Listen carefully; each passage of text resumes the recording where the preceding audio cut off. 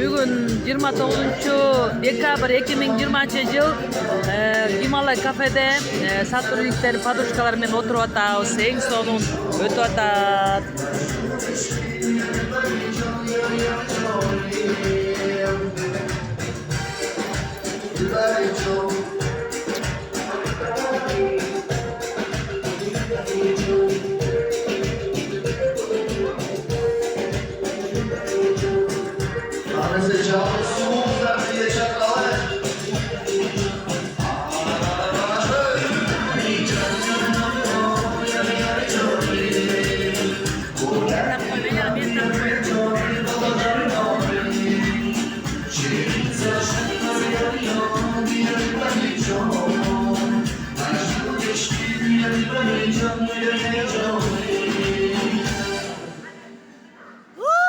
Annesi kızlar, daha doğrusu temelde bir Çorman'ın şu devdeki tatlıdan